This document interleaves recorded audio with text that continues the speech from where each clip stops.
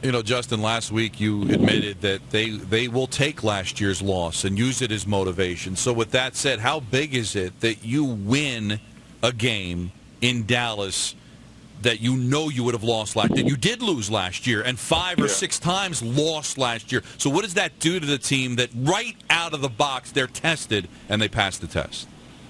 I think I'm in business school right now, and one of the things I've learned in our early management courses is create early wins. And football is hard to create early wins, but when you get them, that momentum that you kind of can take from that to catapult you to, what's next. And, I know when I was with Giants, we put everything in quarters. It's a 16-game season, but you want to put it in 4 quarters. And this first quarter, man, you want to get off to a great start. And getting off to a great start on the road in the division, I don't know if you can really put words to what that means, especially for a new team, a team that has so many unknowns, so many news, a new coach, new defense, a big-time player coming back from injury. How are all these things going to fit in? I think it really, really kind of sets them up to, being, out here in front and early. And, all these games mean so much in the NFC East especially.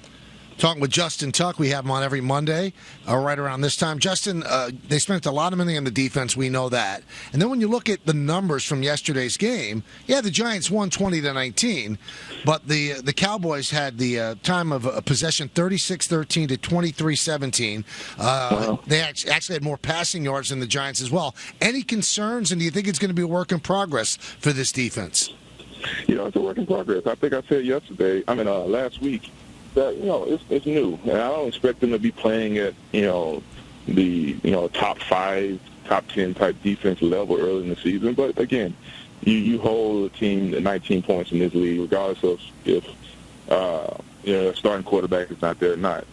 Prescott has had all preseason to get kind of acclimated to the NFL game, and obviously all the talent that he has around him. So still, at 19 points on the road in the division. First game, I think that's a good starting point. And I know Spags. I know his mentality. He will not be in any way satisfied. Even when we've had shutouts with him, and he came and ripped us just on the little things. So with that personality at the head of your defense, I know this team's just going to continue to get better, and they'll continue to put the pieces together to mold together and get the chemistry together. And I think they'll be fine. And also, let's not forget this, guys. The Cowboys scored on their 3 possessions in the first half, all field goals. I mean, that's big, right, Justin? As a defender, you're probably looking at points more than you're looking at yards, right? Absolutely. That's what – listen, I've never been the guy that was worried about yards. Obviously, that stat is great. But the biggest stat is, points. And if you can find a way to bend, not break, that's not a bad option. I know everybody talks about – they moved down the field and just got in the red zone and couldn't punch it in. Well, okay. If you're a football team that really, really plays well in the red zone, you're going to put yourself in position to score points. If a team has to score twice as many times, obviously field goals being, 6-point touchdown, 7 points. If the team has to score twice as many times as you, that's not going to hold up for the remainder of the football game. So, like I said earlier, they didn't play their best game on defense. And they'll continue to be tested, but I think they'll continue to grow and mold into, the type of defense that we've kind of come accustomed to in the New York Giants era. What'd you take away from JPP's performance? Obviously, the club is gone. He has a glove now. How did he look to you?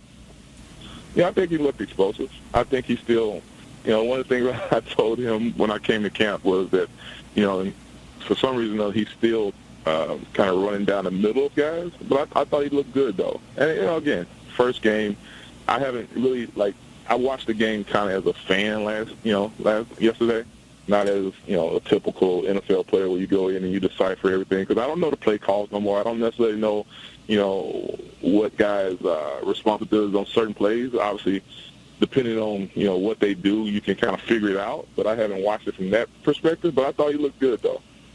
What'd you think? I thought Vernon looked good as well, though. So, those two bookends there, that's something that the Giants have done well over the years, and if they can get those two guys rolling in a tandem, man, that could be scary. What'd you think of Prescott? Do you think this Cowboy team can survive with him at QB? Yeah, I do. I think, I thought he looked poised for a rookie quarterback. I thought he looked poised, especially in the first half. And with that exposure he's gotten in a big time game like that, I assume that he can only get better and he'll only grow into that role.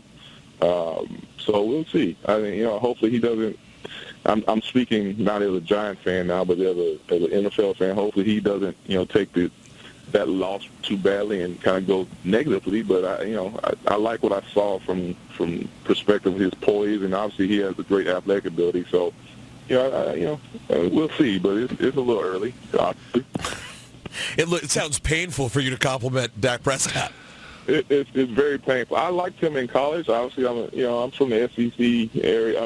Area of the world. So I liked what he did in Mississippi State. But once you go to to Dallas, it's difficult. It's difficult for me to compliment you.